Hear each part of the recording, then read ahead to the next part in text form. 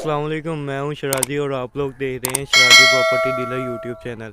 आज मैं आपको प्रॉपर्टी की 3 अहम चीज़ें बताऊंगा जो आपने प्रॉपर्टी ख़रीदते वक्त उसका ध्यान रखना है। अगर आप हमारे चैनल पर नए हैं तो हमारे चैनल को सब्सक्राइब करें। पहला है लोकेशन। लोकेशन पहला और सबसे अहम जो पार्ट है ना, ज़मीन ख़रीदते वक्त आप लोगों ने देखना है वो लोकेशन है। लोकेशन जितनी अच्छी होगी उतना ही आपको प्रॉफिट ज़्यादा मिलेगा अगर आप बाय करते हैं। मिसाल के तौर पर अगर आप देखें कोई ज़मीन मोटरवे के साथ है, उसका वैल्यू ज़्यादा होगी, उसका रेट ज़्यादा होगा, दूसरी जो मोटरवे के साथ नहीं लगती। इसलिए लोकेशन सबसे अहम रोल देती है। प्रॉपर्टी के बिज़नेस में सबसे मेन किरदार जो है वो लोकेशन का है। अगर लोकेशन अच्छी नहीं है तो आपको जो इन्वेस्टमेंट आपने की है वो आपको ज़्यादा वेट करवाएगी। आपकी इन्वेस्टमेंट इंक्रीज़ करने में बहुत टाइम लगेगा अगर लोकेशन बेहतर नहीं है। यह था पहला हिस्सा।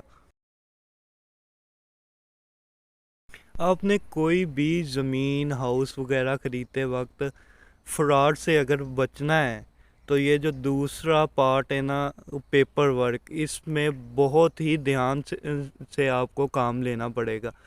आजकल बहुत ज़्यादा फ्रॉड हो रहे हैं। इनमें से एक फ्रॉड की मिसाल एक ये भी है। एक दफ़ा एक ज़मीन सेल करवानी थी एक ब्रोकर ने, तो उसके सारे कागजात वगैरह कंप्लीट थे।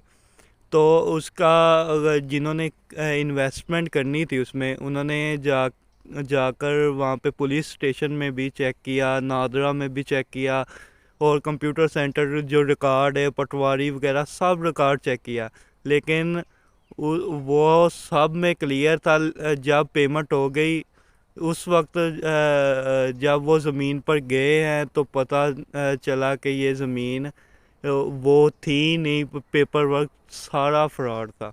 इसलिए आपने बहुत ध्यान से इसमें काम लेना है। ये भी बहुत अहम नुक्ता है।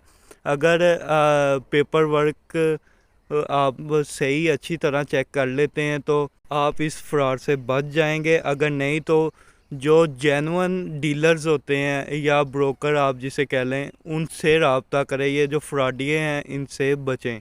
इससे बचने का ही एक तरीका है, आप खुद उस जगह पे जाएं, उनके जो नेबर हैं, हमसाए वगैरह, उनसे पूछें कि क्या इसमें वाकई इनकी ज़मीन है, ये पेपर सही है, 2 नंबर तो नहीं। ये बेहतरीन तरीका है, खुद जाकर वहाँ पे इंफॉर्मेशन लें तो आप इस फ्रॉड से बच जाएंगे। ये था दूसरा पॉइंट। अब चलते हैं हमारे आखिरी पॉइंट पे।